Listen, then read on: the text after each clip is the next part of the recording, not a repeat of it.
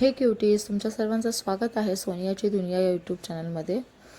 तर सर्वात अगोदर तुम्हाला थँक्यू. तुम्ही माझे व्हिडिओ बघतात, लाईक करतात, शेअर कमेंट करतात आणि ज्यांनी सबस्क्राईब केलं आहे त्या सर्वांना थँक्यू.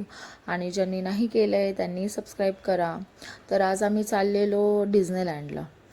तर डिझनीलँडला म्हणजे लंडनला नाही आहे, आमच्या इकडे नवी मुंबईमध्ये ना खारघरमध्ये डिझनीलँडचं प्रदर्शन ओपन झालेलं आहे. तर आम्ही तिकडे चाललेलो.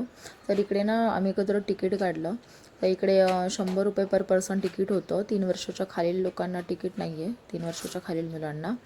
आणि इकडचा टायमिंग होता संध्याकाळी 5 ते रात्री 10पर्यंत.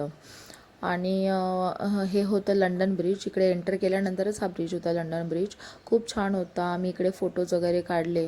आणि तुम्हाला जर इकडे यायचं असेल ना तर रात्रीच या, कारण रात्रीमध्ये ना खूप छान असं लाईटचे जे लाईट वगैरे खूप छान असतात ना, सर्वीकडनं लाईट येतात, तर फोटोज वगैरे खूप छान येतात.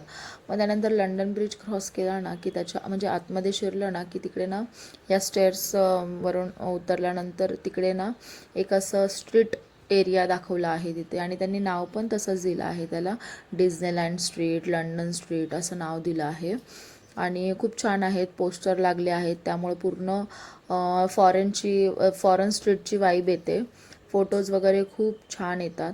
तुम्हाला जर इकडे यायचं असेल ना तर एक गोष्ट नक्की करा, जी माझ्याकडून चूक नाही झाली ॲक्च्युली, माझं काम होतं म्हणून मी साडी घातलेली.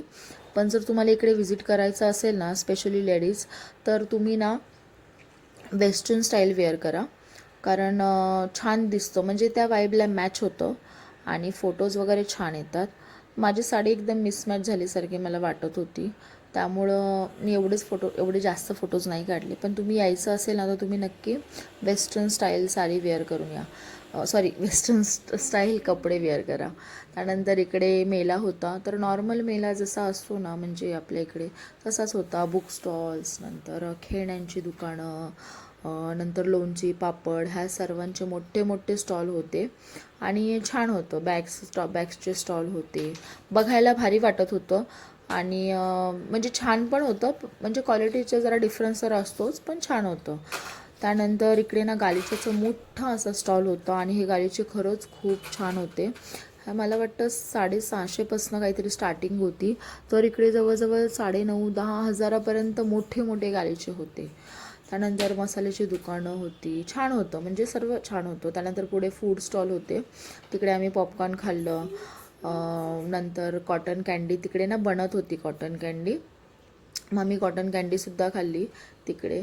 आणि त्यानंतर दाबेली वगैरे, म्हणजे सर्व खाण्याचं, म्हणजे इकडे खाण्यासाठी फूड स्टॉल होते छान. आणि छान होतं, टेस्टला पण छान होतं.